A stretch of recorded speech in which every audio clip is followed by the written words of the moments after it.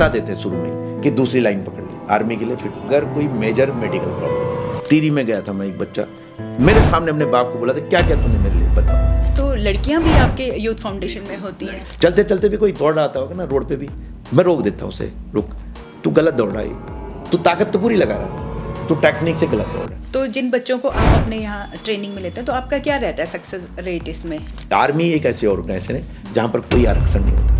आप ये मत सोचो कि मैं इस चीज़ में अनफिट हूँ, आप पहली रात सीढ़ी पार तो करो, आप अपने को देखो तो मैं कहाँ तक पहुँच रहा हूँ। ये नहीं कि मैंने पहले हाथ पैर छोड़ दे कि मैं तो कलर विजन में बाहर हो जाऊँगा। अग्निवीर हो या परमानेंट आर्मी हो, आप एक ऐसी ऑर्गेनाइजेशन में जा रहे हैं, आर्मी में आप जा रहे हैं, अग्निवीर एक नाम दिया गया है, आप ये सोच के जा रहे हो मैं एक आर्मी में आर्मी की ड्रेस पहनी है, आपको अग्निवीर वाली अलग से ड्रेस तो पहना ही नहीं जाएगी।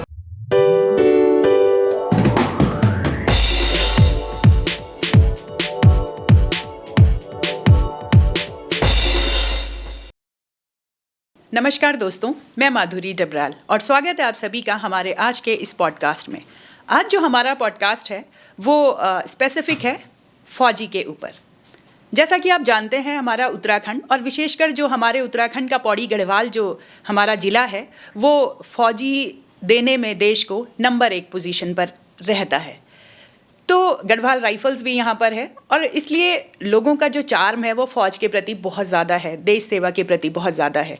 तो आज इसी कड़ी में मैं आपको मिलवाने जा रही हूँ हमारे पौड़ी डिस्ट्रिक्ट के एक फ़ौजी से, जिन्होंने कि 16 साल फ़ौज में जॉब की और उसके बाद VRS लिया, रिटायरमेंट लिया और फिर जुड़े वो यूथ फाउंडेशन से। यूथ फाउंडेशन, जैसा कि आप सब लोग जानते हैं, जो हमारे गढ़वाल के, हमारे डिस्ट्रिक्ट के, हमारे उत्तराखंड के युवाओं को तैयार करता है फ़ौज में जाने के लिए। तो आइए मिलते हैं जयवीर रावत जी से और जानते हैं उनके इस सफ़र के बारे में। सर, बहुत स्वागत है आपका।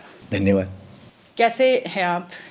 मैं बढ़िया। मैं अच्छा, थोड़ा सा आप पहले अपने बारे में बताइए। जैसे कि आप फ़ौजी रहे हैं, तो कैसा आपका सफ़र रहा और यहाँ तक जो आप पहुँचे हैं? मैं कोटद्वार कॉलेज से ही BSc कर रहा था 97 में जी। तो वह ये कि उस दौरान मेरा ऐसा एक सिचुएशन आई कि जब मेरे एयरफोर्स में लगभग सिलेक्शन होने वाला था, लगभग लास्ट मिनट में, तो सिलेक्शन नहीं हो पाया। तो उससे थोड़ा सा ज़रा मैं डिस्टर्ब सा हो गया था कि नहीं हुआ। तो फिर एक आर्मी की भर्ती रैली थी, मैं उसमें चला गया। अब मैं गया तो ऐसी उस पे था कि ऐसे ही गया था, लेकिन बट क्या हुआ कि मैं उसमें सेलेक्ट हो गया। जब मैं सेलेक्ट हो गया फिर मैंने ज्वाइन करी 97 लास्ट में, और मेरी जो ज्वाइनिंग हुई तो उसके बाद मैं ट्रेनिंग करी अपनी गढ़वाल राइफल सेंटर में। मेरे को गढ़वाल राइफल मिला। गढ़वाल राइफल में ट्रेनिंग करने के बाद मैं अपनी यूनिट 116 गढ़वाल राइफल में गया और वहाँ पर मैंने 16 साल नौकरी करने के बाद अपना VRS लिया। वहाँ पर भी मेरे को बहुत सारी सिचुएशनें ऐसे मिली कि फ़ौज में कोर्सेज़ करने के, और सबसे बड़ा जो मेरे लिए अचीवमेंट है वो मैं जो NSG ब्लैक कैट कमांडोज़ है वहाँ पर मेरे को सर्विंग करने का मौका मिला। और वहाँ पर मैं 3.5 साल रहा, जो NSG मानेसर है, और मैं वहाँ पर भी ट्रेनिंग सेंटर में ही रहा। और वहीं से एक मोटिवेट मिला कि मैं कुछ सीख के आया। सेना में रह के बहुत सारी चीज़ें सीखी, बट एक ट्रेनिंग का जो पार्ट होता है कि एक्चुअल अगर हम कल एक किसी को हम ट्रेनिंग देते हैं तो किस टाइप की हम ट्रेनिंग दे सकते हैं। हार्ड ट्रेनिंग जिसको ब्लैक कैट तैयार करना है, ब्लैक कैट कमांडो साइज एक आर्मी की एक स्पेशल फोर्सेज में आती है, और वहाँ पर चुन के बंदे जाते हैं और वहाँ पर एक हार्ड ट्रेनिंग 90 दिन की एक हार्ड ट्रेनिंग होती है। जब उसमें बंदा सेलेक्ट होता है तो तब जाके वहाँ पर पक्का ब्लैक कैट कमांडोज बनता है। तो मैं वहाँ पर भी सेवा करने का मौका मिला। उसके बाद हमने मन बना VRS लेके कि कुछ हम अपने स्टेट में कुछ सेवाएं दें। तो उसके बाद फिर हुआ है कि कुछ गवर्नमेंट जॉब की तैयारी कर रहा था। इस बीच मेरी अपने जो आज मेरे आइडियल हैं कर्नल अजय कोटियाल सर, तो उनकी प्रेरणा से मेरे को एक मोटिव मिला और ऐसी मुलाकात में मैंने यूथ फाउंडेशन ज्वाइन कर दी। उन्होंने ट्रेनिंग सेंटर चल रहे थे उस समय, लेटेस्ट 1 साल हुए थे ट्रेनिंग सेंटर खोले हुए अपने यूथ के लिए। तो सर ने बोला कि भाई यहाँ ज्वाइन कर सकता है। मैं देखा वहाँ पर तो मेरे को अच्छा लगा कि एक युवा को हम एक सही दिशा, सही वे में ले जाएंगे तो मेरे लिए बहुत बड़ी बात होगी। तो मैं इसलिए 2015 फर्स्ट में हम यूथ फाउंडेशन में ज्वाइन हो गया था, और आज मुझे लगभग 10 साल यूथ फाउंडेशन में होने वाले हैं। और आज कई बच्चों का हम भविष्य बना चुके हैं इस यूथ फाउंडेशन के माध्यम से। और हम आज मैं इसका पूरा क्रेडिट अपने आइडियल जो कर्नल अजय कोटियाल सर हैं उनको देता हूँ, क्योंकि उन्हीं के माध्यम से हमें एक दूसरे के लिए काम करने का मौका मिला। तो 10 साल आपको होने वाले हैं यूथ फाउंडेशन में, और आप जुड़े हुए हैं और बिल्कुल एक सच्चे सिपाही की तरह आप बच्चों को तैयार कर रहे हैं। ये तो खैर मुझे भी नॉलेज है इस बात का। और एक चीज़ और, फाउंडेशन जो है यूथ फाउंडेशन, वो है क्या और कैसे कार्य करता है ये? यूथ फाउंडेशन मैं संक्षिप्त में बताता हूँ। यूथ फाउंडेशन कर्नल साहब केदारनाथ प्रोजेक्ट पे काम कर रहे थे जब आपने आपदा आई थी। तो कोई एक पेरेंट्स कर्नल साहब के पास गया कि हमारे बेटे को फौज में भर्ती करा दो। कर्नल साहब ने बोला मैं कर्नल हूँ लेकिन मेरे पास वो पावर नहीं है कि मैं आपके बेटे को डायरेक्ट भर्ती करा सकता हूँ। उस आदमी ने बोला मैं भर्ती कराने की बात नहीं कर रहा हूँ, मैं अपना आपका जो एक्सपीरियंस है मैं उस एक्सपीरियंस को शेयर करने के लिए बोल रहा हूँ। तो कर्नल साहब ने उस पर विचार किया और 31 लड़कों से उत्तरकाशी जो एनआईएम के अंदर 31 लड़कों की ट्रेनिंग दिलाई। पहले लोकल लड़के कलेक्ट किए और वहाँ पर ट्रेनिंग स्टार्ट की, जिसमें से इतना पॉजिटिव रिजल्ट आया कि 27 लड़के इंडियन आर्मी ज्वाइन कर गए, बिल्कुल निःशुल्क और निस्वार्थ। तो सर ने जो दिमाग में लगाया कि इसके बराबर प्रोजेक्ट कुछ है ही नहीं हुआ हमको, सिर्फ हमने उनको एक वे दिखाना है, एक रास्ता दिखाना है, और उसमें कैपेबल है वो लड़का, उसके अंदर पूरा पोटेंशियल है, बट उसको एक डायरेक्शन नहीं मिलता। हमने टेक्निकली तैयार दिखाना है और हम लोग उस पर यूथ फाउंडेशन वहाँ से शुरू हुई। धीरे धीरे उस पर एक कैंप के बाद 2 कैंप, 3 कैंप, 4 कैंप, एक सुचेसन है चाहिए कि 7-8 कैंप उत्तराखंड के अंदर हमने स्टेबल कर दिए। और इसका क्रेज इतना गया कि यूथ फाउंडेशन के अंदर जो लड़का आता है वो एक टाइम ऐसा था कि सोचता कि मैं भर्ती हो गया। मतलब इतना बड़ा रिजल्ट और इतने वेल एक्सपीरियंस यहाँ पर इंस्ट्रक्टर हैं। तो मैं एज ए यहाँ पर प्रशिक्षक जुड़ा। उसके बाद हम लोगों ने पूरा कार्यभार देखना शुरू किया कि यूथ फाउंडेशन में कैंप को कैसे संभालना है। ट्रेनिंग ही ज़रूरी नहीं, उसके साथ बहुत सारी चीज़ें होती है कि हम लोगों ने कैंप का कैसे संचालन करना है, ये सिविलियन लड़के को कैसे हम उसको ढालें। तो इसमें यूथ फाउंडेशन ने इस वे पे भी काम किया, और इसके जरिए अगर वो लड़का इंडियन आर्मी में भी जुड़ता है तो उसके बहुत सारी जगह वो एक डिसिप्लिन, एक अनुशासित बन जाता है कि ताकि वो कहीं भी कामयाब हो सके। तो ये यूथ फाउंडेशन ने यहाँ से शुरू किया और वो एक यूथ के ही यूथ के लिए काम किया। तो जैसे आप यूथ फाउंडेशन में बच्चों को जोड़ते हैं, मुझे लगता है पूरे उत्तराखंड से आप बच्चों को लेते हैं, और जैसा आपने बताया कि आप एज अ ट्रेनर भी काम करते हैं, और मुझे लगता है लगभग 3-4 हज़ार को तो आप पर्सनली इंडिविजुअली ट्रेन कर चुके हैं अभी तक।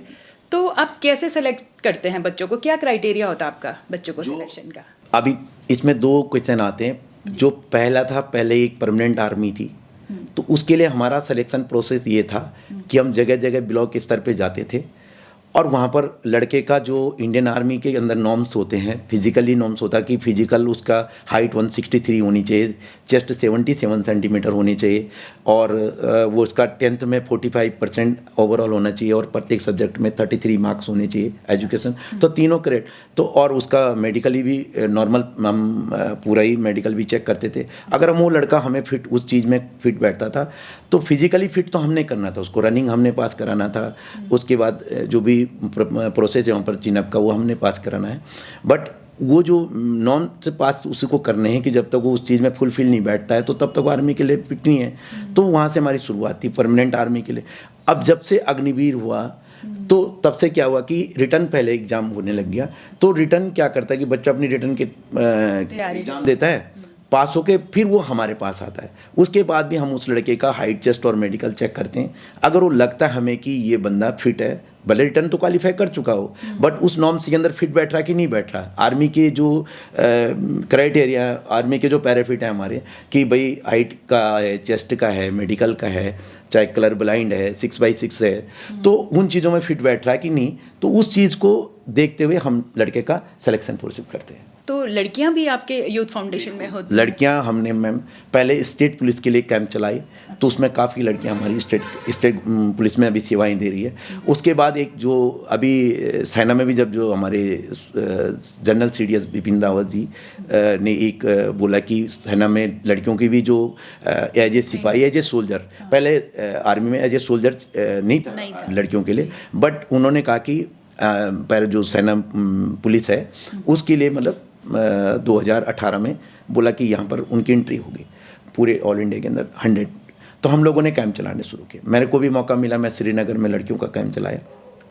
तो उसमें भले वो उसका सिलेक्शन प्रोसेस बहुत माइनर है, क्योंकि ऑल इंडिया 100 वैकेंसीज होती है, तो एक बहुत टफ प्रक्रिया है। बट फिर भी हमारा मतलब उसमें 3-4 लड़कियां जा चुकी। तो लड़कियां आपके जैसे कैंप है तो अच्छे से आसानी से आ जाती हैं कैंप में? कैंप बिल्कुल, लड़कियों की भी बहुत अच्छा क्रेज़ था। 2 कैंप चलते थे हमारे श्रीनगर और देहरादून में, तो इतना क्रेज़ था लड़कियों को कि आज की डेट में फिर आज एक अब बात करिए लड़कियों की, मैंने जो मेरा एक्सपीरियंस है, लड़कियों की कैचिंग पावर लड़कों से बेस्ट थी। क्योंकि आज हम जो लड़कों को बताते हैं, लड़कों को हम 4 बार 2-3 बार में बताएंगे, लड़कियों को अगर हमने 2 बार बता दिया वो तुरंत पकड़ लेती है कैचिंग। भले जो उनका फिजिकल पोटेंशियल है वो लड़के का थोड़ा ज़्यादा है, बट लड़कियां भी अपने उनके लिए क्राइटेरिया उस हिसाब से, तो उस हिसाब से लड़की अपने में मतलब आज बहुत सारे इंटरेस्टेड हैं। जहाँ तक मुझे जानकारी है तो मैंने सुना है जो यूथ फाउंडेशन है आप लोगों का, तो उसमें जो बच्चे आप ले लेते हैं अपने फाउंडेशन में, तो फिर उनका सब कुछ जो है वो निःशुल्क होता है, उनका रहना, उनका कैंप में खाना पीना और इवन उनकी ट्रेनिंग्स भी। जो हमारे यहाँ पर बच्चा आ जाता है तो हमारी संस्था उसको सब एक बैग लेके वो लड़का हमारे पास आता है, अपने सामान मतलब कपड़े लेके आता है, रहना खाना इवन की बिस्तर बेडिंग भी हम लोग देते हैं। अच्छा। ये हमारी संस्था देती है। ये सारा कुछ कोई गवर्नमेंट ऑर्गेनाइजेशन नहीं करती, ये व्यक्तिगत कर्नल अजय कोटियाल सर की मार्गदर्शन में होता है। तो फंडिंग कैसे? फंडिंग ऐसे ही कोई लोग डोनेट कर देते हैं छत वो करके। अच्छा। और कुछ रिसोर्सेज हैं, तो बाकी मतलब कोई डोनेट करता है अपनी तरफ से, किसी ने 1 लाख दे दी, किसी ने 50,000 दे दी, तो अपनी स्वेच्छा के अच्छा काम करिए सस्ता, जैसे आजकल ट्रस्टों को डोनेट होता है।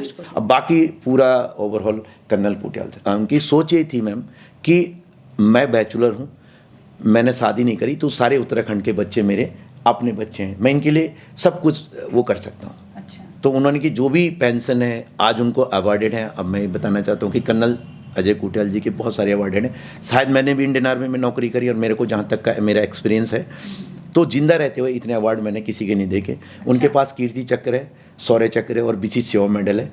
आज उनके शरीर में जो स्प्लेंडर है, जो गोली लगी है, आज भी शरीर के अंदर है, उसको झेल रहे हैं। और आज उनका जो अवार्ड का एक वो मिलता है बेनिफिट, जैसे पेंशन के साथ एक जैसे कीर्ति चक्र कल आपने जैसे उसमें आता है कि इतना एक मुश्त रकम मिलती है और इतना पेंशन में इतना साल में मिलता है, तो वो सारा पैसा सर क्या है कि अपनी संस्था में डोनेट करते हैं, मतलब संस्था उसी माध्यम से अपना पैसा भी डोनेट करते हैं। तो वही है जितना फंड जितना मिल गया वो सारा अपना, ठीक है, अदरवाइज अपना तो सब कुछ लगा ही है। बिल्कुल सर, बहुत अच्छा काम सर कर रहे हैं, सब निःशुल्क। अच्छा, एक चीज़ आपने जैसे भी बताई थी कि पहले 2 तरीके से हम परमानेंट आर्मी को लेके चलते थे और अब अग्निवीर वाला जो पार्ट आया है, तो अग्निवीर के क्या है अग्निवीर और कैसे काम करते हैं उसमें? जो 4 साल वाला रिटायरमेंट का, आपको क्या लगता है, क्यों क्या है ये चीज़ें, थोड़ा सा क्लियर करें। मैं बताता हूँ, अग्निवीर भी एक सिलेक्शन प्रोसेस जो है, अग्निवीर कोई अलग से प्रोसेस नहीं है। जैसे परमानेंट आर्मी का सिलेक्शन प्रोसेस है, सेम है, ट्रेनिंग सेम है, सब चीज़ सेम है, लेकिन नाम दिया गया अग्निवीर। अब रही बात 4 साल की, इवन की अगर गवर्नमेंट उनको 4 साल बाद भेजती है, जैसे आज मेरा मानना ये है, मेरा पर्सनल व्यू ये है कि अगर पैरामिलिट्री फोर्सेस जैसे बोल रही कि हम 4 साल बाद, क्योंकि एक पैरामिलिट्री फोर्सेस को एक ट्रेन बंदा मिल रहा है आर्मी का, 4 साल ट्रेन किया हुआ बंदा मिल रहा है, ड्यूटी किया हुआ बंदा मिल रहा है। तो अगर जैसे सभी पैरामिलिट्री जो हमारी असम राइफल है, बीएसएफ है, सीआरपीएफ है, सीआईएसएफ है, एसएसबी है, एसएसबी है, आईटीबीपी है, अगर ये 6 फोर्सेस हैं और 6 के 6 10%, जैसे इन लोगों ने बोल दिया कि हम 10% हम ले लेंगे, 60% हो गए, 25% मिलिट्री आर्मी रख रही है और स्टेट पुलिस 10%, तो मेरे मानने में लगभग 100% पहले तो एडजस्ट हो जा रहा हो बंदा। दूसरी चीज़ ये है कि अगर एक उस वे में देखा जाए, थोड़ा सा सस्पेंस दिमाग में कि एक भावुकता ये है लड़के की कि मैं 4 साल बाद करूँगा क्या, जैसे। लेकिन अभी जब पहला अग्निवीर, अभी जैसे 3रा साल चला, जो फर्स्ट अग्निवीर जब से वो योजना बनी, तो अगर वो आने के बाद ये सारे सस्पेंस दूर हो जाएंगे लोगों के कि एडजस्ट कहाँ हो रहा है ये बच्चा। मतलब पहले तो प्योर आर्मी सारा घर भेज देगी, पूरे 100% 100 के बच्चों को घर भेजी, फिर 25% ले लेगी वहीं से। अच्छा, उसमें उन्हीं में से 25% सेलेक्ट कर लेगी, 75% घर आ गए। 75% में क्या है कि जो पैरामिलिट्री फोर्सेस दे देती है, स्टेट पुलिस दे देती है, तो लगभग एडजस्टमेंट हो जाएगा। लेकिन ये तभी कन्फर्म होगा जबकि हमारा पहला बैच पास आउट, मतलब वहाँ से बाहर आता है जब 4 साल बाद। तब ये सबका सस्पेंस दूर हो जाएगा। नहीं तो रही बात की प्रणाली की, तो एक उसी ऑर्गेनाइजेशन के अंदर काम कर रहा हो, अब एक नाम दिया गया कि अग्निवीर है, बाकी सेम उसकी training, same selection process, same चीज़ें। अब क्राइटेरिया तो वही कोई कम करे नहीं कि अग्निवीर है तो उसका हाइट 160 कर दो या चेस्ट उसकी, क्राइटेरिया वही है, बिल्कुल सेम एग्जिट आर्मी, सब कुछ सेम सिलेक्शन प्रोसेस। आपको क्या लगता है ऐसा क्यों किया होगा? अब हो सके कि मेरा मानना तो ये कि जैसे इजराइल आर्मी है कि उस तर्ज पे कि हर नागरिक को एक मौका दिया जाए, मतलब एक आर्मी की सेवा करने का, जैसे वहाँ की नागरिकता में। लेकिन ये इतनी बड़ी कंट्री है, पॉसिबल नहीं हो सकता कि हर आदमी को या तो इस लेवल में। अब ये सोच तो ऊपर लेवल की, लेकिन हमारा मानना ये कि हमें आज के स्टेटस में अगर जॉब की बात करी जाए तो हमारा जो सबसे बड़ा सोर्सेस था, जो खासकर गढ़वाल क्षेत्र या उत्तराखंड हमारे जो सबसे ज़्यादा फौजी बहुल से राज्य के हैं, और खासकर पौड़ी जो हमारा डिस्ट्रिक्ट है यहाँ के, तो बहुत ही सारे थे। लेकिन वो चीज़ें हैं कि थोड़ा सा सस्पेंस, अभी जब तक पहला वो निकलेगा बैच तब ये सारी दूर हो जाएंगे। आपका प्रोस्पेक्टिव क्या है? अग्निवीर योजना सही है या गलत है? अब देखो, मैं इस चीज़ को, अब मैं एज ए उस चीज़ को करवा रहा हूँ, बच्चों को ट्रेन करा रहा हूँ और उस वे में जाने के लिए तैयार कर रहा हूँ, तो मैं गलत तो कैसे बोल सकता हूँ? मैं गलत तो बोल नहीं सकता हूँ। मेरा तो ये है कि ये बच्चा, अब देखो आज की डेट के अंदर 18 साल से 21 साल की उम्र एक ऐसी एज है कि वो भटकता है। या तो हर कोई बच्चा, जैसे मेरा मानना ये है कि हर कोई डॉक्टर या इंजीनियर नहीं बनता है, तो बट एक डिसिप्लिन ऑर्गेनाइजेशन जाने के लिए अगर उसको 4 साल मौका मिल रहा है और वहाँ पर एक अनुशासन, तो बहुत कुछ सीखता है। अब वहाँ की बात छोड़ो, आप हमारा कैंप में एक बच्चा आता है यूथ फाउंडेशन में, तो वो एक सिविलियन, उसको कोई भी डिसिप्लिन के बारे में पता नहीं रहता कि कैसी इनकी दिनचर्या होती है आर्मी की। हमारे यहाँ भी सेम आर्मी जैसी दिनचर्या रखते हैं हम लोग। अच्छा। बट जब वो हमारे यहाँ से बाय द वे, पहले तो हमारा भी सिलेक्शन प्रोसेस 80 से 90% जाता था, बट जो 10% नहीं है वो एक बहुत अच्छी जगह सेलेक्ट हो जाता है, उसकी सोच बदल जाती है। तो मेरा मानना है कि अगर वो बच्चा भटक रहा है और उसको अगर ये वे मिल रहा है और वो सेलेक्ट हो भी जाता है, तो मैं इसको कोई गलत भी नहीं मानता। तो जैसे जो अग्निवीर योजना है, इसमें एक्चुअली बहुत सारे लोगों के प्रश्न भी रहते हैं और बहुत ज़्यादा चीज़ें क्लियर भी नहीं है अभी। और जैसा आपने बोला भी कि एक बैच अगर पास आउट होकर आता है उसके बाद काफ़ी सारी चीज़ें तब क्लियर हो जाएंगी। फिर भी मैं थोड़ा सा आपसे जानना चाहूँगी कि अगर हम गवर्नमेंट के प्रोस्पेक्टिव में देखें और बच्चों के प्रोस्पेक्टिव में देखें, तो क्या फ़ायदे और नुकसान हैं इसके? अब देखो मैम, फ़ायदा तो ये एक चीज़ का है कि अगर हम फ़ायदा देखें तो फ़ायदा तो एक, मैंने जो बोला कि 18 से 21 साल जब भटकता है बच्चा, उस समय वो एक एडजस्ट हो रहा है, चाहे वो परमानेंट आर्मी में होता है चाहे अग्निवीर में हो रहा है। 4 साल तो वहाँ एडजस्ट है, एक डिसिप्लिन ऑर्गेनाइजेशन के अंदर है, तो उसके अंदर कोई अपगुण तो आएंगे नहीं। नुकसान ये है कि यदि वो एडजस्ट नहीं होता है आने के बाद, यदि वो एडजस्ट नहीं हो पाता है, तो मेरे को आदत पड़ी है अच्छे खर्चे करने की, जब मेरे को सैलरी दे रही है इन अग्निवीर में, तो वो चीज़ें वो थोड़ा गलत वे हो सकता है उसके लिए। 1% मानते हैं तो नुकसान मुझे थोड़ा ये दिखता है 1%। यदि वो सेलेक्ट हो जाता है एक अच्छी जगह, चाहे वो जरूरी नहीं कि पैरामिलिट्री फोर्सेज में हो, स्टेट पुलिस में हो, किसी अच्छे ऑर्गेनाइजेशन में भी हो जाता है, तो उसके लिए एक फायदे वाला पॉइंट है। लेकिन नुकसान एक पॉइंट यहाँ पर आता है कि अगर वो ना हो, अब उसको आदत पड़ गई कि उसके 40,000 रुपये सैलरी आ रही है, अब उसके बाद उसको कुछ नहीं मिलेगा, पेंशन है नहीं, तो उसके बाद ये है कि तब वो भटक सकता है। तो थोड़ा नुकसान उसके बाद 1% 4 साल के बाद 4 साल के बाद, हाँ बिल्कुल। अगर आपके टाइम अग्निवीर ही होता जैसे अभी बच्चों में, आप क्या सोचते कि अच्छा है या कैसा, क्या सोचते उसके बारे में? देखो मैंने तो आपको पहले ही बोला, मेरा जो आर्मी में जाने का था शुरू में, तो मेरा वो कुछ था कि मैं एयरफोर्स या इंडियन नेवी ज्वाइन करूँ, पर एक सिचुएशन ऐसी आई कि मुझे कुछ कारण बस आर्मी भी ज्वाइन करनी पड़ी। तो हो सकता है कि उस समय ऐसी सिचुएशन आती कि मुझे अग्निवीर भी ज्वाइन करना पड़ता, ये भी हो सकता था। सोचने वाली सोच मेरी तब भी वही है, आज भी वही है। सोच ये है कि अगर उसके बाद मुझे अच्छी ऑर्गेनाइजेशन काम करने को मिलती है तो मेरी सोच अच्छी थी कि मुझे ज्वाइन करना चाहिए, या तो मैं कुछ और वे लेके चल लेता। पर मैं जगह अग्निवीर में जाने की सोच थी कि अग्निवीर में जाऊं और कहीं मेरा एडजस्टमेंट हो जाए। जैसे हम आर्मी से मैं BRS लिया, तो मैंने ये सोच के लिया कि मैं किसी गवर्नमेंट ऑर्गेनाइजेशन में अपना तैयारी करूं, बट मुझे एक ऐसा प्लेटफॉर्म मिला सर के साथ जुड़ने के बाद कि मेरा पूरा देश बदल गया और अपना चेंज हो गया पूरा। वे आपको एक प्रॉपर एक आपको वो मिल गया जो आपको चाहिए, सोशल में मिल गया। एक चीज़ मैं आपसे जानना चाहूँगी, क्योंकि आपके साथ यूथ बहुत जुड़ा हुआ है और डायरेक्टली जुड़ा रहता है, कनेक्टेड है आपसे, तो जैसे ये अग्निवीर जो योजना है, इसमें बच्चों का क्या सोचना, उनका तो प्रोस्पेक्टिव हम सुन ही नहीं पाते हैं, उनका क्या सोचना है इसमें? मैं बताता हूँ मैम, देखो हम जो सेना में कौन लोग जाते हैं, सेना में जो एज ए सोल्जर जाता है वो एक बहुत मध्यम वर्गीय परिवार से जाता है, बिल्कुल जी। कि जिसकी सिचुएशन ऐसी होती है कि देखो आज जॉब के बहुत सारे अपॉर्चुनिटीज़ हैं, बट क्या है उसके लिए कोर्सेज हैं। अगर मैं प्राइवेट सेक्टर की बात करूँ, गवर्नमेंट सेक्टर की बात करूँ तो बहुत बड़ा कंपटीशन आ चुका है। लेकिन आज जो हमारा एक मध्यम वर्गीय बच्चा है जो घर में है, और होटलों से बेटर आज हम जो बच्चे मिलते हैं हमें, होटल नहीं होता सेलेक्ट, होटल में नौकरी कर रहा है, 12-15 हज़ार रुपये में नौकरी कर रहा है, तो उसका मानना है कि कुछ ना कुछ से उससे तो बेहतर ये है अग्निवीर। मैं तो क्रेज़, मेरा जैसे लोग बोलते हैं, मेरे उससे तो कोई क्रेज़ कम नहीं हुआ बच्चों का। मेरा मानना ये है कि क्रेज़ तो कम नहीं हुआ, क्रेज़ उतना ही है। बट जैसे बीच में बातें चल रही थी ना, अग्निवीर जो है ये परमानेंट नहीं है, सिर्फ 4 साल के लिए, जो एक मैसेज दिया गया वो ये था कि कई लोगों ने विरोध भी किया इस योजना का, फिर ये रहा कि बस 4 साल बाद बच्चा क्या करेगा। तो जैसे हमारा उत्तराखंड आप जानते हैं कि फौजी बहुल क्षेत्र रहा, और फौज में जाने का एक अलग ही चार्म है बच्चों के अंदर। तो इस अग्निवीर योजना के आने के बाद कुछ माइंडसेट में चेंज आया है? देख, मेरा तो जहाँ तक व्यू है, मैंने आपको भी बोला, क्लियरली भी बता रहा हूँ कि मेरे को उनके जो पेरेंट्स हैं, जैसे अब पेरेंट नहीं, पहले बच्चे के बोलता हूँ कि बच्चे का उसमें तो कोई क्रेज कम नहीं है, क्योंकि मैंने सिचुएशन बताई।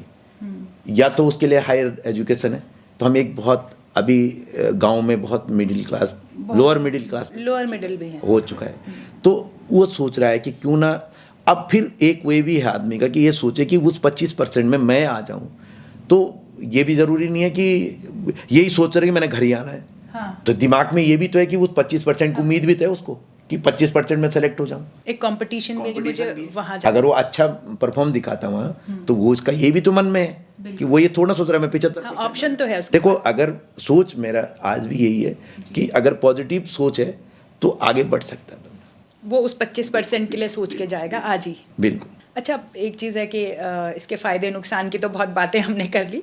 आगे मैं ये जानना चाहूँगी, जैसे बच्चे हैं हमारे और वो अग्निवीर के लिए तैयारी करना चाह रहे हैं, तो उनको क्या ध्यान रखना चाहिए, कैसे तैयारी करें? अब सबसे पहले अब ध्यान दिए कि देखो, मेरा तो पहले भी यही एक मोटिव था लोगों के लिए कि आज अगर मुझे सेना में जाने का हुआ है तो मैं, हमारा एक्चुअल क्या हो रहा है कि लास्ट में हम, जब मेरी एज 17.5 साल हो रही, जो मैं फुलफिल कर रहा हूँ एज का क्राइटेरिया, तो मैं वहाँ सोच रहा हूँ कि मैं आज से तैयारी करूँ।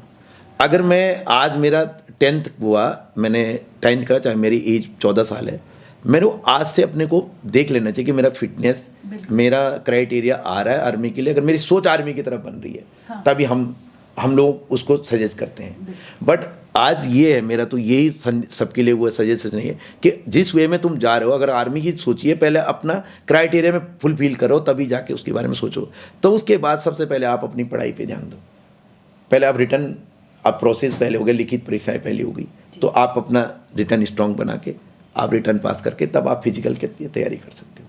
तो जैसा आप बता रहे हैं कि आर्मी का जो क्राइटेरिया है, तो अग्निवीर का भी अपना एक क्राइटेरिया होगा, थोड़ा सा बताएंगे आप क्या क्या क्राइटेरिया है इसमें, क्या करना है? अब मैंने बोला आर्मी सिलेक्शन प्रोसेस और अग्निवीर सेम क्राइटेरिया, कोई क्राइटेरिया में कमी, मतलब अब मैं बताता हूँ। हाँ। मैंने जो बोला कि सबसे पहले हम फिजिकल प्रोसेस पहले, हाँ, अब यहाँ पर रिटर्न है, तो रिटर्न में क्या करते हैं कि ये लोग इनका जो भी एवरेज होगा कि मिनिमम 40% मार्क्स, पास मार्किंग हमें लानी है। ठीक है।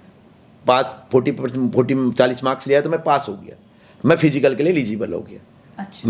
मेरे लिए ये आएगा कि आपका फिजिकल या जो भी 10 दिसंबर को है, जहाँ पर भी है, उसके बाद सेकंड पोजीशन हमारी क्या आती है, फिजिकल के लिए मुझे क्या करना है, 1600 मीटर रनिंग पास करनी है।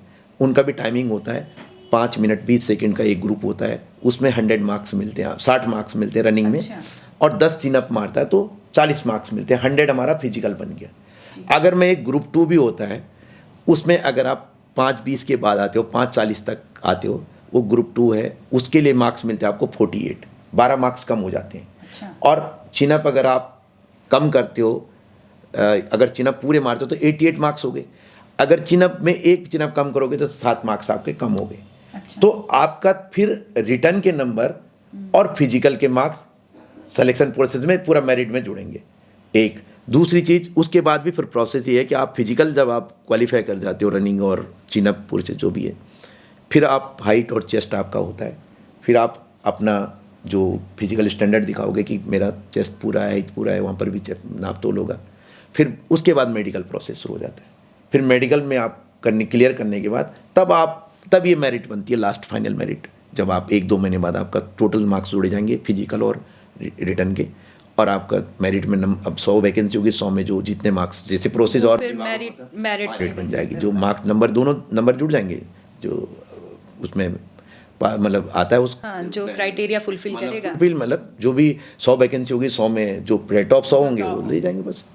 ये नॉर्मल सी प्रोसेसिंग है। सेम यही प्रोसेस परमानेंट आर्मी में था।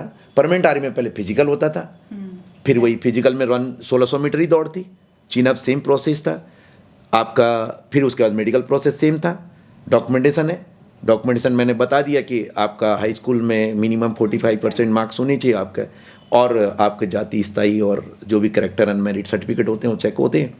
उसके बाद आप डॉक्यूमेंट प्रक्रिया के बाद फिर आपका मेडिकल होता था, मेडिकल के बाद आपका रिटर्न होता था।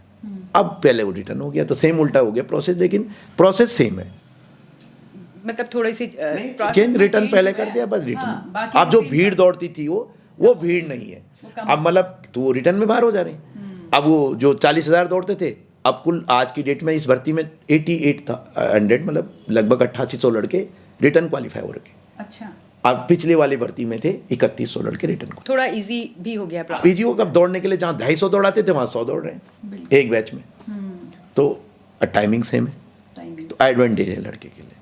एडवांटेज जो सिलेक्शन जो निकल रहा है उसके लिए दौड़ने वाले एडवांटेज बढ़ गया। हाँ जी बिल्कुल। चलिए, अभी कुछ सुनने में आ रहा था कि इसको अग्निवीर वाले को शायद फुल उसमें लाने वाले हैं, ऐसा कुछ आपने भी? देखो, सुनाई तो दे रहा है कि 50% बोल रहे हैं कोई, लेकिन अभी तक तो इस जियो में है नहीं, पर अभी मतलब देखो आगे क्या करते हैं, तो गवर्नमेंट के ऊपर डिपेंड करता है।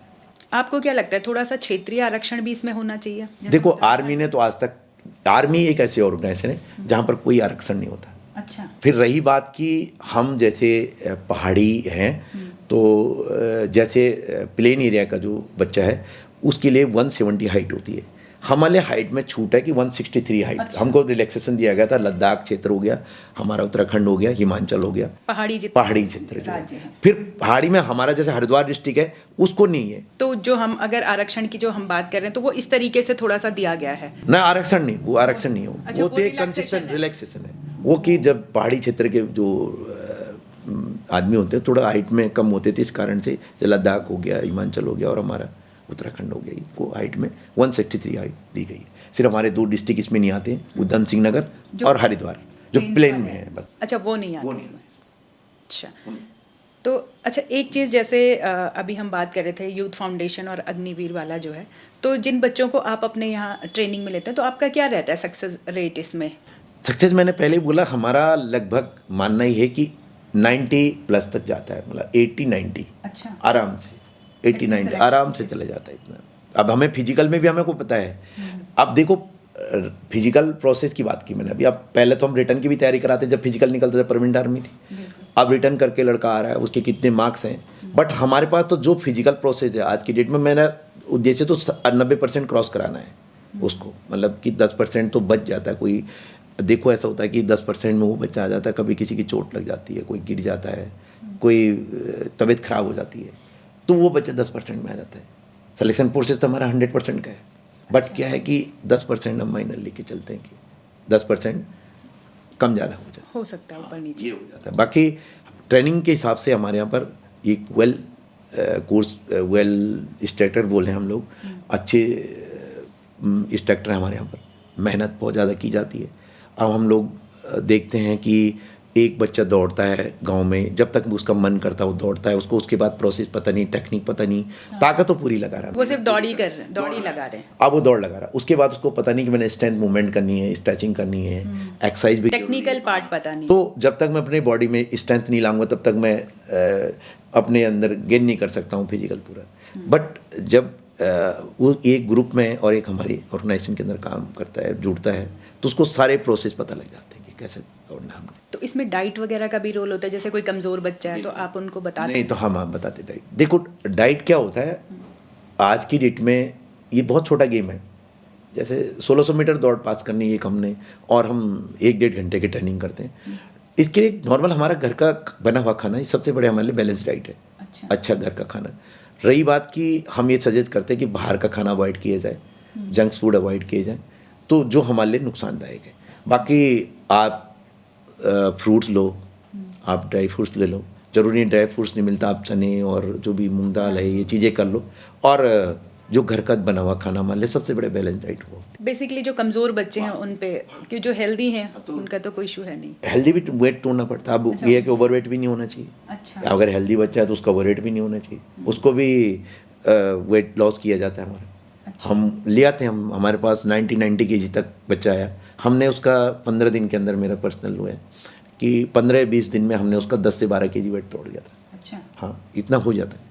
फिर हम उस तरीके से ट्रेनिंग उस बच्चे को। हाँ, वो ट्रेनिंग्स के पार्ट होगा।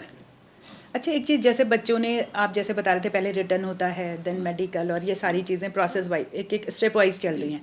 तो मान लीजिए कोई बच्चा जो है वो किसी स्टेप में रह गया इस बार, मान लीजिए मेडिकल ग्राउंड्स पे बाहर होता है, तो फिर उसको आगे अपनी ट्रेनिंग्स दोबारा के लिए जारी रखनी चाहिए या छोड़ना नहीं चाहिए? ऐसे भी मेडिकली भी अगर वन अनफिट हुआ है, अगर कोई मेजर मेडिकल प्रॉब्लम है, जैसे कलर ब्लाइंड है, वो जेनेटिक होता है, अगर उसके अंदर कलर ब्लाइंडनेस है, पर हम लगभग जो हमारे पास बच्चे होते हैं सिलेक्शन, हमको उसको सारा मेडिकल लगभग मोटा पूरा देख लेते हैं कि ये चाहे आपका वो है कलर ब्लाइंडनेस है, 6/6 है जो मेजर होती है, किसी का क्यूबिटस बेलगस बोलते हैं, हाथ टेढ़ा है, नोकनीज है, चिपकी हुई टांगे हैं, तो वो मेजर होगी। तो वो है, तो वो बंदा मतलब फिर भी नोकनीज तो खत्म हो जाती है लगभग, अगर उसको हम टेक्निक बताते हैं कुछ की, इन चीज़ों से खत्म हो जाएगा। अच्छा। बट जो कलर ब्लाइंड का कोई दिक्कत मतलब हो नहीं सकता, वो वो तो जेनेटिक होता है। बट एक चीज़ और है कि अगर कलर ब्लाइंड के अलावा 6/6 में भी कभी क्या होता है कि नॉर्मल है तो वो दवाइयों से भी ठीक हो जाता है। अच्छा। और उसमें कोई दिक्कत नहीं आती, वो दोबारा, मैं तो बोला हूँ तीसरी बार में बच्चे भर्ती हुए। अच्छा। कोई इतना वो नहीं है। हाँ, मेजर प्रॉब्लम नहीं होनी चाहिए, नहीं तो वो बंदा कंटिन्यू रखता है अपना। तो मेजर अगर कोई प्रॉब्लम हाँ, तो नहीं करनी चाहिए। ये तो आप वैसे भी गाइड कर लेते बता देते हैं शुरू में ही कि दूसरी लाइन पकड़ ले, आर्मी के लिए फिट नहीं है। ये आर्मी वाले भी बता देते होंगे। नहीं, वही आर्मी वाले बता। फिर होता क्या है कि जैसे एयरफोर्स है, पैरामिलिट्री फोर्सेस भी है, 6/9 और 6/12 भी मान जाते हैं हम लोग। लेकिन आर्मी एक ऐसी ऑर्गेनाइजेशन है 6/6, तो 6/6 है। जैसे एयरफोर्स में भी 6/9 6/12 चल जाता है, लेकिन आर्मी में नहीं होता। तो अच्छा, जैसे आपके यूथ फाउंडेशन में बच्चे आए, तो जैसे आप बता रहे हैं कि आपका 80-90% आपका सिलेक्शन हो गया, जो रह जाता है बच्चा उसका क्या गाइड करते हैं आप उसे? मैं उसका, देखो यही तो मैंने शुरू में भी बोली यही बात कि हमारे पास जो बच्चा आता है, अगर 80-90% सेलेक्ट होता है, 10% रह जाता है, पहले तो ये उसका कि अगले चांस में उसके 101% कुछ कारणवश रुक गया हो, या तो उसमें मेजर प्रॉब्लम नहीं है, तो अगली बार मतलब लगभग उसका कंफर्म चांस होता है कि बंदा निकल जाएगा, क्योंकि उसको सारी कमियां अपनी पता रहती है, वो कर लेता है उसको। रही बात की रहने की, रहते हैं तो वो एक अच्छी जगह, एक बहुत अच्छी जगह सेटल होने की कोशिश कर लेता है, क्योंकि उसने सारी चीज़ देख लेती है यहाँ पर कि हमें बाहर कैसे रहना है और हमें अपने लिए स्ट्रगल कैसा करना है, एक संघर्ष क्या है। अब हम इसी फील्ड से जुड़े, हमने तो मेहनत करना सीखा है, मेहनत करवाना सीखा है, पहले करना सीखा फिर करवाना सीखा। अगर हम बच्चे को मेहनत करवाते हैं तो वो मेहनत खाली नहीं जाती उसकी। अब ज़रूरी नहीं है हम उसको इतना मोटिव करते हैं कि एक आर्मी के लिए नहीं, बाहर के लिए भी बहुत सारी चीज़ें। अभी मैं आपको एक छोटा सा उदाहरण देता हूँ। मेरा एक स्टूडेंट है, एक दिन कॉल आई थी यूएस से उसकी मेरे लिए, तो सर मैंने इंटरनेशनल कॉल है, अंकित करके नाम है, कि मैं होटल में हूँ सर यहाँ, तो आज की वो सेलेक्ट नहीं हुआ था। उसने ऐसे ही मेहनत, सैलरी क्या है, 4.5 लाख रुपए सैलरी मिल रही यूएस में बैठ के। तो यहाँ पर अगर आर्मी में ज्वाइन करता, सैलरी उसको साल भर में मिलनी थी, इतनी बात, एक एग्जाम्पल, चलो 6 लाख मिलती, बट वहाँ पर वो 4.5 लाख, उसका गोल क्या है बताओ। वो सोच रहा है, वो मुझे बोलता है सर मैं 5 साल जॉब करूँगा और 2-3 करोड़ रुपए लेकर अपने आप प्रोजेक्ट बनाऊंगा और अपने आप पर काम करूँगा, बताओ। तो अब देखो डेवलप कहाँ से हो, यहीं से तो मोटिव हुआ। उसने बोला सर हम ये नहीं, मेरे को कॉल कर रहा है, इसका मतलब जब हमने उसको मोटिव किया तो आज मुझे कॉल कर रहा है। तो जब उसने बोला हमने कुछ ना कुछ वहाँ के सीखा कि अपने को डेवलप कैसे करना है, ये चीज़ का फ़ायदा बच्चा लेता है यहाँ से। अब यही हमारा मोटिव भी है उनके लिए और यही ताकत भी है उनकी। अब जैसे आपने मोटिवेशन की बात की और कहीं ना कहीं आजकल आप भी सुन रहे होंगे और हम भी देख रहे हैं, हमारा युवा जो है वो नशे की तरफ बढ़ा है, नशे की गिरफ्त में जा रहा है। क्या कहते हैं आप, क्या प्रॉब्लम है? देखो, हमारा ये मानना है कि युवा गलत नहीं है। अच्छा। आज जो अगर वो गलत वे में जा रहा है तो उसमें कुछ ना कुछ मैक्सिमम जो भागीदारी है वो पेरेंट की भी है। पेरेंट की इसलिए कि पेरेंट अपने बच्चे को समय नहीं दे पा रहा, पहली बात। दूसरी बात यह है कि अगर आपका बच्चा कहीं इंस्टीट्यूशन में पढ़ रहा है या कोचिंग जा रहा है, आपने कभी फीडबैक नहीं लेनी सीखी कि अगर मेरे बच्चे का टाइमिंग 7 से 8 बजे का है और 9 बज चुकी है, वो 10 मिनट में आ जाता, 15 मिनट में आ जाता, 9 बजे तक नहीं आया, तो मैंने कभी फीडबैक लेनी, वहाँ पर कोशिश की क्वेरी करने की, भाई ये गया कहाँ। एक अब जब वो फ्रीडम होना सीखता है, जब एक बार उस लत में घुसता है, तो वो पीछे नहीं मुड़ता। हम ये बोलते हैं, हमारे पास भी बहुत सारे बच्चे ऐसे आते हैं जो गलत रास्तों में भी रहते हैं या हो सकता है नशे के उसमें, लेकिन हम उसको ऐसा मोटिव करते हैं कि आज वो बच्चा, मैं इतना सक्सेस रेट बताऊंगा उनका, उसके अंदर कैपेबल उनसे भी अच्छा है जो लड़के औरों की बनस्पत। अच्छा। बट क्या है, वो भटक गया है। पर अगर वो जब हमारे उसमें आता है, संस्था में आता है, यूथ फाउंडेशन में आता है, हमको सबसे पहले ये कि हम कभी उसको नेगेटिव नहीं लेते हैं, हम उसको पॉजिटिव लेते हैं। हम उसको समझाते हैं, आराम से अपने उसमें मोटिव करते हैं, और धीरे धीरे क्या उस चीज़ को भूल ही जाता है। और आज सक्सेस रेट बताता हूँ मैं। अच्छा। ऐसे मैं जिनकी उम्मीद भी नहीं कर सकता था, ऐसे बच्चे भी आपके पास आते बिल्कुल हैं? बहुत सारे कि जो बोलते थे बहुत बिगड़ा हुआ है, बहुत ज़्यादा गलत संगति में है, और वो कैंप आया, लेकिन मुझे तो बहुत अच्छा लड़का लगा। अच्छा। हमने उसको उस तरह नेगेटिव लिया ही नहीं कभी, हम तो हमेशा उसको पॉजिटिव रखते रहे कि नहीं, हमने उसको हमेशा पॉजिटिव एक मोटिव किया कि नहीं बेटा, कुछ भी नहीं तो हो सकता है। और आज हो गए, आज उसके घर वाले बोलते रहे हैं कि सर, चाहे वो कुछ अपने लिए कर रहा है, लेकिन आज हमें खुशी है, कुछ सारी चीज़ें छोड़ चुका है। एक और उदाहरण देता हूँ कि मतलब कोई पेरेंट आते हैं, जब हमारे यहाँ पर एक आर्मी डिसिप्लिन देखोगे, बड़े बड़े बाल, तो हमारे यहाँ पर तो बाल आर्मी में होते ही नहीं है, बाल तो बिल्कुल जीरो हो जाते हैं। अब घर में बच्चा 2500 का कलर लगाता है बालों पे। अब जब उसके पेरेंट आए, उन्होंने बाल देखे उसके, तो बोला सर भर्ती तो जैसे हो, लेकिन हमारा बेटा सुधर गया, मतलब हमारा बेटा बहुत अच्छा बन गया, डिसिप्लिन आ गया। हाँ अच्छा। एक चीज़, जब वो घर ब्रेक में जाते हैं, कभी ब्रेक में घर जाना होता है, वो फट से अपने लिए चाय बनाता है, अपनी मम्मी को भी चाय देता है, कपड़े वो खुद धो लेता है। अच्छा। तो वो बोलते हैं सर कि ये चेंजेस क्या है, ये ट्रांसफॉर्मेशन। सारा चेंजेस मोटिव का ही तो है, और हमारे यहाँ पर काम करने का है। जब शुरू में हम लोग आते हो, अब उन्होंने तो घर में एक चाय नहीं बनाई होती, हमारे यहाँ पर तो कुछ सेल्फ सर्विस की, अगर कुक है जो खाना बनाता है, वो तो दाल चावल सब्जी बनाता है, रोटी लड़के मदद करते हैं। अब किसी ने तो घर में कभी कुछ किया ही नहीं, लेकिन शुरू में होता है, दिक्कतें आती हैं, लेकिन वो भी सीखता है, क्योंकि आर्मी में जाके आपको सब कुछ करना पड़ेगा, सब कुछ करना पड़ता है, ऑल ड्यूटीज़ करनी पड़ती है। तो यहीं से इतना, अभी जब लड़के सेलेक्ट होते हैं, जब वो ट्रेनिंग में जाते हैं, लोग बोलते हैं ट्रेनिंग बहुत हार्ड है आर्मी की, लेकिन वो इतने खुश होते हैं कि सर यहाँ तो ट्रेनिंग कुछ हो ही नहीं रही, जितना ट्रेनिंग आप देते तो उससे तो कुछ भी नहीं हो रही, हमें तो कुछ पता लग ही नहीं रहा है, ट्रेनिंग निकल गई 9 महीने। तो देखो यहाँ का फायदा यहाँ है।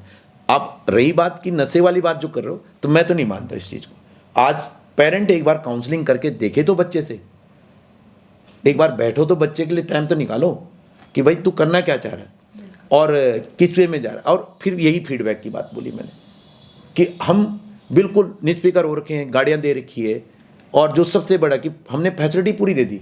और जिस बच्चे को हम इतनी फैसिलिटी दे देंगे, वो कभी भी मेहनत नहीं करेगा।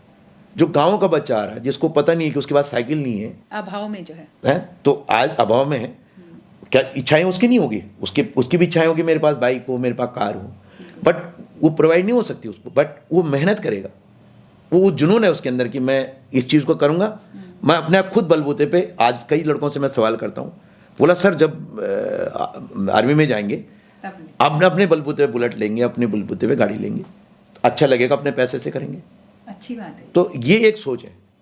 तो मैं तो यही बोल रहा हूँ कि सोच बनानी पड़ेगी, और एक अकेला मेरा या आपके उससे कुछ नहीं होगा, ये सोच हर को अवेयर होना पड़ेगा, तभी हम इस चीज़ को चेंज कर सकते हैं। अब हमारा तो बताना ही है कि पेरेंट को इसमें अवेयर होना बहुत ज़रूरी है। पेरेंट्स के लिए क्या कहेंगे आप? पेरेंट के लिए यही है कि उनसे बात करो, बैठो, काउंसलिंग करो, और फीडबैक जरूर लो। अगर आपका बच्चा कोचिंग है या स्कूल में है, आपका बच्चा 2:30 बजे तक नहीं पहुंचा रहा, वो 1:30 बजे पहुंच जाता है, 1 घंटा हो चुका है, कभी 10-20 मिनट तो होता है कि कहीं अपडेट हो, बट आपने कभी पूछा कॉल करके कि भाई कहाँ है ये स्कूल में है या स्कूल से आ गया है या आपने रोका है या इस ट्यूशन ने रोका है, तो आपने कॉल करके, तो ये फीडबैक लेना बहुत ज़रूरी है, वहाँ क्वेरी करना ज़रूरी है। तो जब तक हम इन्वॉल्व नहीं होंगे तो हम किसी पे एक दूसरे पे थोपते रहेंगे कि ये चीज़ें कैसी होगी।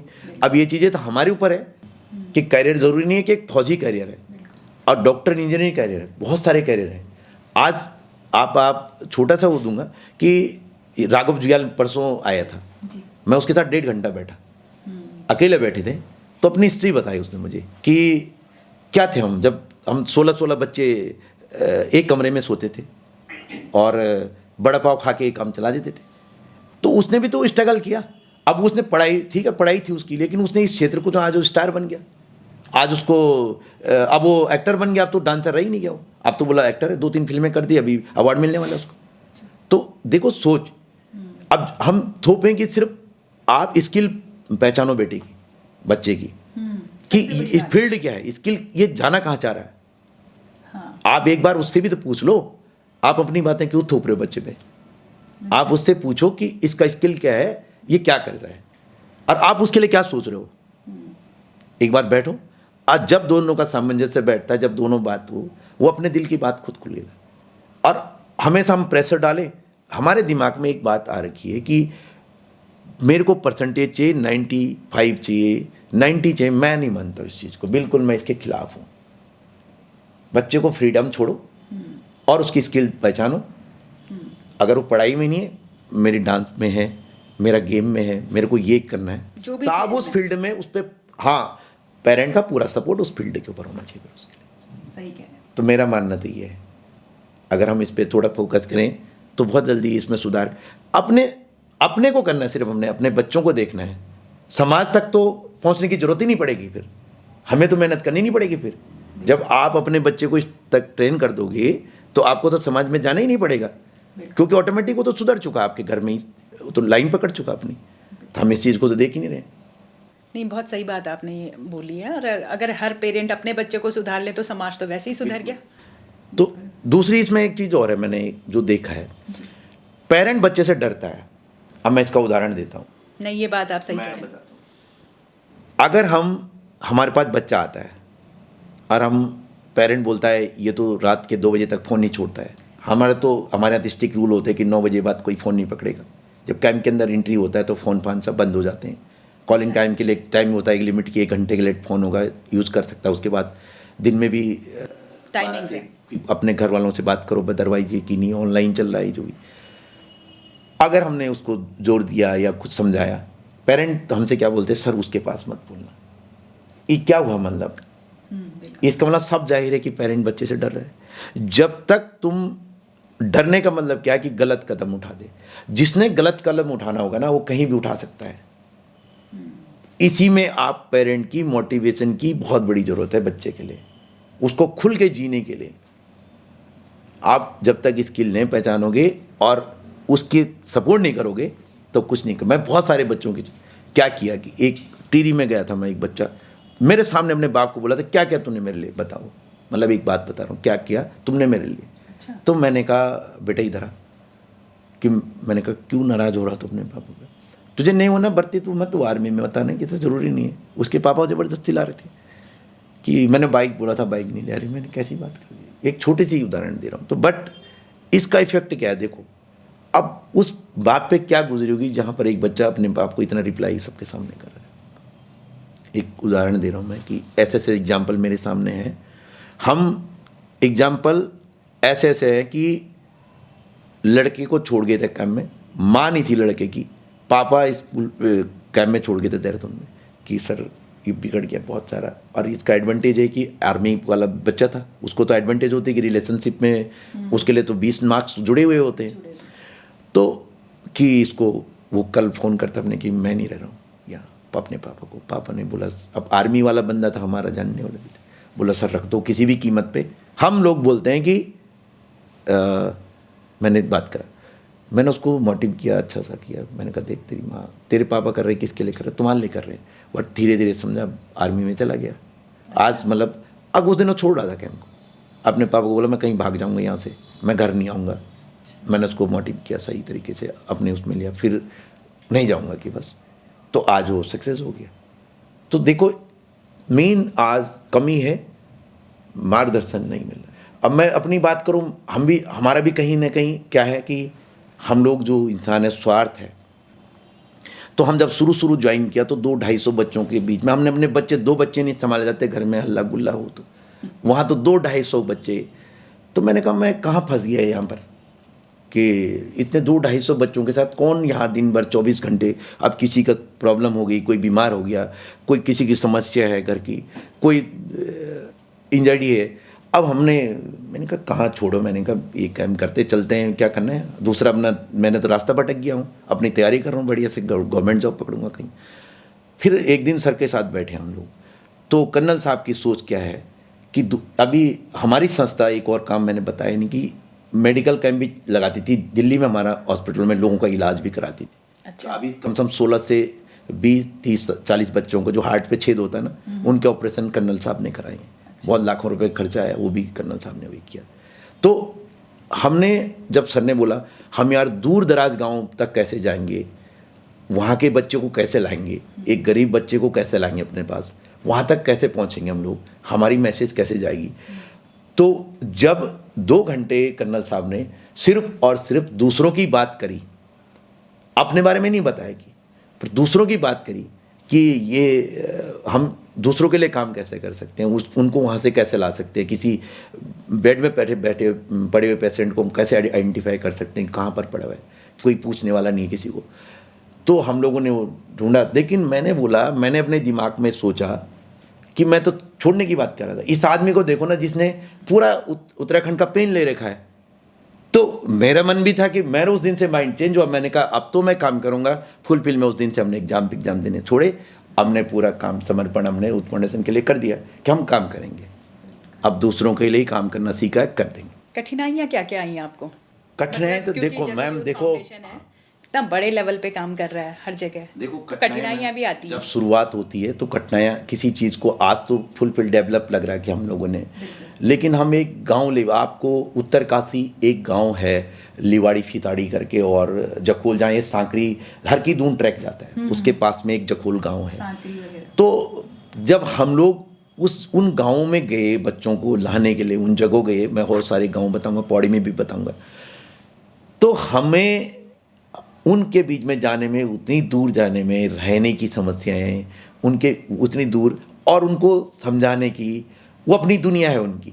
लेकिन हमने जब वहाँ तक उस लेवल तक यूथ फाउंडेशन पहुँची, आपको इंटीरियर से इंटीरियर गांव तक पहुँचे, तो हमको कठिनाइयाँ तो होगी, कुछ कष्ट खाने पड़ेंगे। नेटवर्क नहीं है, 3-3 दिन तक लोग डरने लगे, घर वाले की पता नहीं कहाँ गए, गायब हो गए, नेटवर्क ही नहीं है। अब परेशान, हमारी संस्था परेशान, ऐसी जगहों पे जाके। तो कठिनाइयाँ क्यों नहीं है? अब कठिनाइयाँ क्या होती है कि आपके पास एक अनभिज्ञ बच्चा आ रहा है, 250 लड़के आ रहे हैं, 200 लड़के आ रहे हैं, बिल्कुल अनभिज्ञ हों, एक सिविल माहौल में डले हुए हैं। अब उनको एक उसमें लाना, आपको प्रॉपर डिसिप्लिन में लाना है, तो उसके लिए आपको मेहनत तो करनी पड़ेगी। 2 दिन परेशान होंगे आप, 4 दिन परेशान, तो कठिनाइयाँ तो वहाँ पर है। लेकिन जब वो वे पे आ जाते हैं तब तो आपको कुछ लगता ही नहीं है। तो ऐसा होता है कि किसी न किसी चीज़ को करने के लिए अब एक गांव तक, एक लास्ट गांव तक हमारा मैसेज, हमारा यूथ फाउंडेशन का नाम, कर्नल अजय कोटियाल जी का नाम गया। तो उसके लिए बहुत बड़ी मेहनत करी, कि मतलब मेहनत क्या करी कि एक्चुअल बच्चे तक हमारी बात जाए। देखो कोटद्वार है, देहरादून है, ऋषिकेश है या श्रीनगर है, यहाँ पर तो एक पेपर में निकाल दो कोई चीज़, तो आजकल सोशल मीडिया सब जगह पहुँच जाता है, ईजी है।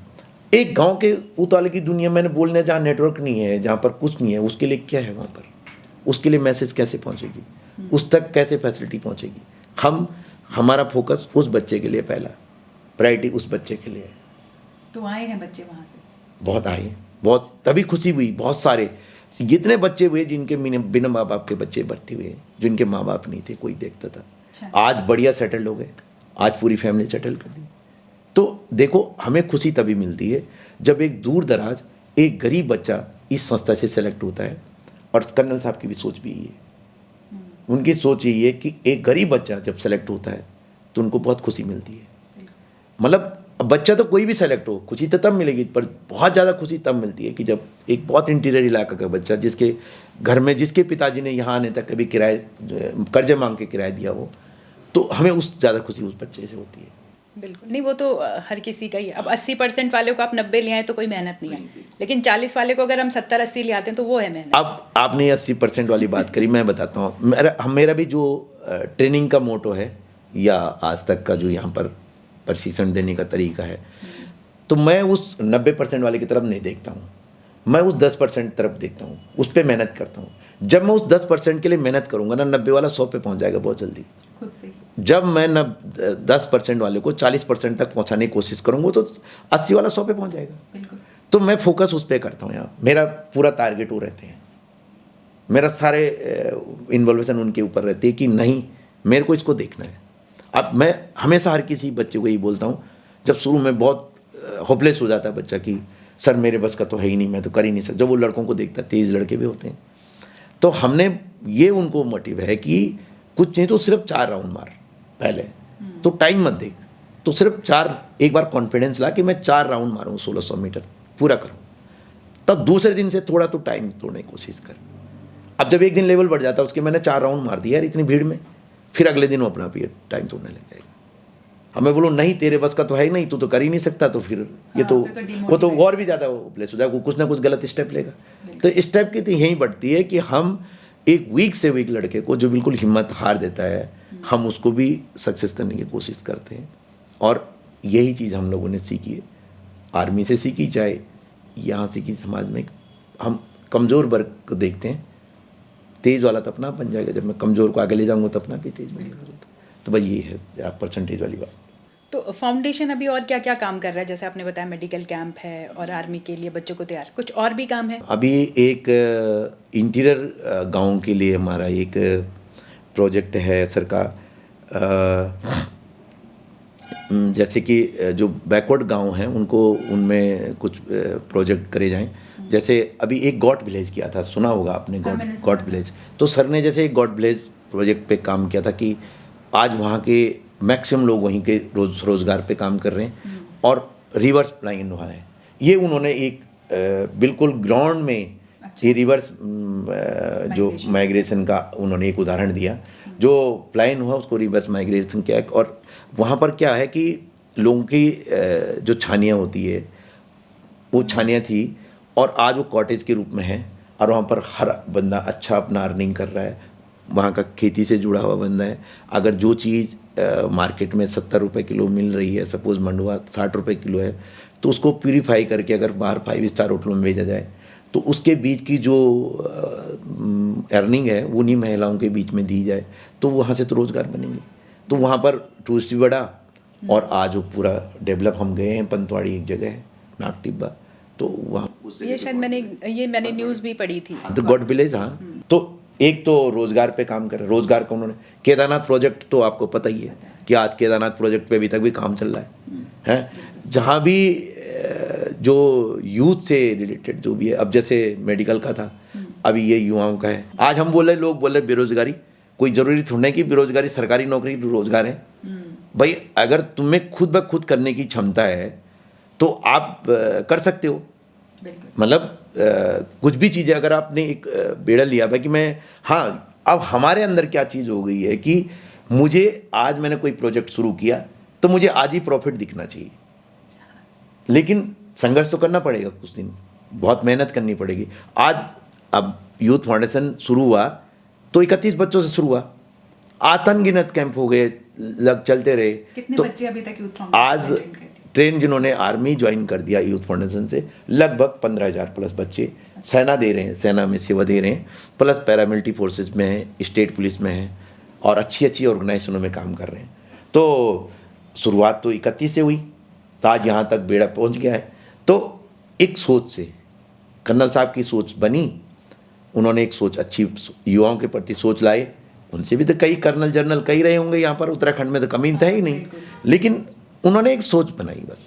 अब जब उस आदमी ने बोला कि मेरे बेटे को भर्ती कर दो, उन्होंने एक अच्छी सोच रखी कि अब उन्होंने बोला कि हम तुम्हें भर्ती करने के लिए नहीं बोल रहे हैं, हम तुम्हारा एक्सपीरियंस लेने के लिए बोल रहे हैं। मैं फौज से आया, मैं 15 साल 16 साल का एक्सपीरियंस मेरा फिजिकल है, चाहे रिटर्न का है, वही एक्सपीरियंस मैं दे रहा हूँ। मैं अपना एक्सपीरियंस तो बच्चों को दे रहा हूँ। वही तो शेयर कर तो रहे हैं। अगर आज की डेट में मेरा मानना एक और भी है कि आज हम बोलते हैं कोटद्वार में लगभग 40 से 50% सैनिक रहते हैं यहाँ पर, जो हमारे रिटायर्ड पर्सन है, चाहे सर्विंग पर्सन है। अगर हम एक अपने मोहल्ले के 4 बच्चों को मोटिव करें अपने कॉलोनी मोहल्ले के, तो जरूरत ही नहीं है कैंप खोलने की। तो कोई ज़रूरत ही नहीं है किसी कहीं पे कैंप खोलने की। आप 4 बच्चों को थोड़ा समय तो दो, थोड़ा सा। हम भी तो अपने 1-1, 2-2 महीना, 3-3 महीना, 4-4 महीना उनको समय देते हैं। तो एक आदमी कुछ नहीं, अपना एक्सपीरियंस दो उनको ना। अपना जो मेरा 20 साल की नौकरी है, मैंने उस सेना के अंदर कठिनाई झेली है, मैंने वहाँ पर बहुत सारी चीज़ें सीखी है, और कम से कम कई स्टेटों के में नौकरी करी है, वहाँ की कल्चर सीखे, वहाँ के हर चीज़ सीखे मैंने वहाँ पर। तो उस चीज़ को शेयर करो ना, उस चीज़ को उनको दो ना। मेरा तो ये रहता है। अब मेरा तो ज़रूरी नहीं कि चलते चलते भी कोई दौड़ आता होगा ना रोड पे भी, मैं रोक देता हूँ उसे, रुक, तू गलत दौड़ रहा है, तू ताकत तो पूरी लगा रहा है, तू टेक्निक से गलत दौड़ रहा है। तो सोचता ही बंदा कौन है, अब जो पहचानता नहीं तो फिर देखता है, तो मैं बोलता हूँ नहीं ऐसा नहीं, ऐसा दौड़, वैसे दौड़ना सीखेगा ना। अब मैं बोला छोड़ो, जाने दो, मेरा क्या जा रहा है, मेरे साथ थोड़ा आ रहा हूँ, नहीं, मुझे दिख रहा है कि गलत कर रहा है, मेहनत तो कर रहा है लेकिन गलत, टेक्निक सही नहीं है। तो मेरे को इतना बताने में कौन से हर्ज हो रहा है कि मैं रोक के थोड़ा 2 मिनट उसे बात करूं कि भाई तू इस चीज़ को कर। तो देखो, कभी भी किसी के फ्यूचर के साथ, और जो बच्चों, खासकर हमारी जो आने वाला भविष्य, बच्चे तो हैं हमारे, जो यूथ है वही हमारा भविष्य है, उनके ऊपर कोई भी ऐसी तरह की, उनको एक राजनीति को ना बनाया जाए, मतलब बस तो एक सोच रखी जाए कि उनके डेवलपमेंट में, तो सोच एक अच्छी उसमें रखा जाए। ये ज़रूरत है कि हर किसी को अवेयर होना ही पड़ेगा।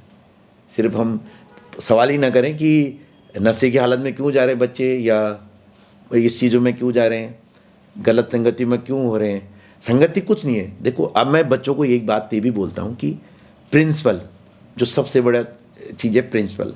अगर आपका प्रिंसिपल मजबूत है, आपके सिद्धांत मजबूत है, आप कैसी संगति भी कर लो, किसी के साथ भी रह लो, आप पे कोई फ़र्क नहीं पड़ने वाला। उसमें उदाहरण हम है, आज तक हम सेना की नौकरी करी है, हमने नॉन ड्रिंक, कोई अल्कोहल यूज़ नहीं किया, और आज इतनी एज हो गई है, सबके साथ बैठते हैं, उठते हैं, संगति सबके करते, कॉलेज लाइफ से सबकी करते हैं, लेकिन प्रिंसिपल अपने हैं, जीने के तरीके अपने हैं कि मैंने किस वे पे काम करना है। ऐसा नहीं कि मैं उसके साथ नहीं बैठ रहा हूँ, नहीं, सबके साथ।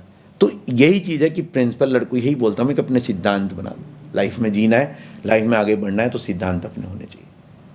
सिद्धांत, बिना सिद्धांत का आगे बढ़ ही नहीं सकता आदमी। वही वाली हो जाती है कि बिना पेंदे का लोटे वाली कहानी, की जहाँ इधर ढलका दे, इधर चला गया, इधर चला गया। नहीं, मेरे वे पूरा होना है। जब गोल मेरा फिक्स कर रखा है, उसके बीच में कोई भी आ जाए तो मैं उस गोल को नहीं छोड़ूंगा। बस ये मेरा मान। फ्यूचर प्लान्स क्या हैं आपके? फ्यूचर तो मैम फाउंडेशन देखो, फाउंडेशन से क्या है, फ्यूचर प्लान मेरा एक सोच है, जो सोच रहा हूँ कि अभी तो थोड़ा ऐसा है कि पारिवारिक लाइबिलिटीज़ भी होती है हमें। अगर हम एक परिवार से हैं, बच्चे हैं, तो मेरा जो आने वाला टाइम है कि मेरा मानना है कि मैं बच्चे वेल सेटल होने के बाद मैं 100% समाज में काम करूं। मेरा ये है बस। अब मेरा प्लान यही है, अपने लिए नहीं, खुद के लिए, कि मेरा समाज के लिए। कि अब ज़्यादातर मेरा एक सोच है, अब देखो क्या होता है कि गांव में जो बच्चे खुचे लोग हैं, उनके ऊपर भी हम लोग कुछ काम करें। बेचारे जो एक मजबूरी में, अब मजबूरी हुई। हाँ। अभी देखो, एक तो खुशी से वाली बात है, कोई ऐसे ही 2-4 दिन, लेकिन एक मजबूरी, और उनके लिए कोई भी वो नहीं है। एक छोटा सा अगर कहीं पे अगर कोई कर सकता है, तो हम लोग बोलते हैं कि उनके ऊपर भी ध्यान दिया जाए। और मेरा भी यही है कि आने वाला समय होगा, यहाँ तो सब सोच रहे हैं, यहाँ पर कोटद्वार में सब कर लेते हैं, और नहीं कर रहा तो काम करने के तरीके भी हैं, लेकिन एक गांव में कुछ तो रिसोर्सेज भी नहीं है उनके पास। यहाँ पे तो सुविधाएं, रिसोर्सेज है ही नहीं। अब हम सोच रहे हैं कि जरूरी नहीं कि मैंने पूरा पौड़ी गढ़वाल का ठेका लेना या पूरा उत्तराखंड का, नहीं, एक पर्टिकुलर जगह। तो मेरे अपने यही है किसी के लिए भी कि एक जगह के लिए थोड़ा सपोर्ट बने, पर तभी थोड़ा जब हम इससे बाहर निकले अपने उससे, तो मेरा आने वाला फ्यूचर प्लान ये हैं। बाकी इस युवाओं के बीच में जब तक इन टांगों में जान है तब तक हम युवाओं के लिए काम करते रहेंगे और नहीं तो आने वाले समय समाज के लिए। तो अब जैसा आपने बताया कि अग्निवीर भर्ती शुरू होने ही वाली है और हो सकता है जब तक हमारा ये पॉडकास्ट आए तब तक शुरू भी हो जाए। क्या कहेंगे आप बच्चों को? मेरा यही है सबके लिए मैसेज, देखो अग्निवीर हो या परमानेंट आर्मी हो, आप एक ऐसी ऑर्गेनाइजेशन में जा रहे हैं, आर्मी में आप जा रहे हैं, अग्निवीर एक नाम दिया गया, आप ये सोच के जा रहे हो मैं एक आर्मी में आर्मी की ड्रेस पहननी है, आपको अग्निवीर वाली अलग से ड्रेस तो पहना ही नहीं जाएगी, है ना। तो जुनून वही है, जुनून वही होना चाहिए, मैं आर्मी में भर्ती होने जा रहा हूँ। और जो हमने एक अपना निर्णय लिया है कि अगर मैंने सेना ज्वाइन करनी है और आप लोग ने फॉर्म भरा है, रिटर्न पास किया है, तो आप 100% अपने टारगेट को अचीव करो। और गोल आपका वही होना चाहिए कि मैंने भर्ती अगर मैंने उस पर स्टेप लिया है तो मैं इसको पास करूं पहले। उसके बाद क्या है कि मैंने बोला पहले मेरा हर किसी के लिए यही वो रहता है कि आप ये मत सोचो कि मैं इस चीज़ में अनफिट हूँ। आप पहली रात सीढ़ी पार तो करो, आप अपने को देखो तो मैं कहाँ तक पहुँच रहा हूँ। ये नहीं कि मैंने पहले हाथ पैर छोड़ दे कि मैं तो कलर विजन में बाहर हो जाऊँगा। तो पहले सोचो कि मैंने पहला स्टेप पास करना है, अब रुकता कहाँ पर हूँ, एक बार हाथ पालो, पर अपना गोल मत छोड़ो। अगर इस वे में आए हो अग्निवीर योजना के लिए, अगर आपने रिटर्न क्वालिफाई किया है, तो मेरा तो यही संदेश है कि होपलेस होने की जरूरत, ड्रेस वही पहननी है, इंडियन आर्मी की ड्रेस पहननी है, कोई अलग से ड्रेस तो है नहीं अग्निवीर के लिए, वही ऑर्गेनाइजेशन ज्वाइन करनी है, वही ट्रेनिंग देनी है और वही सेना के साथ नौकरी करनी है।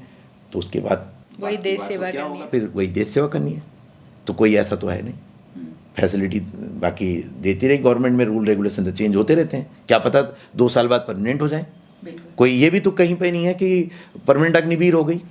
तो ये भी है, ये सोच के चलो कि मैंने अगर मेरा टारगेट ये है कि मैंने आर्मी में जाना, मैंने अग्निवीर के लिए किया, तो आपको अपना टारगेट नहीं छोड़ना चाहिए। यही मेरा मैसेज है लोगों इनके लिए।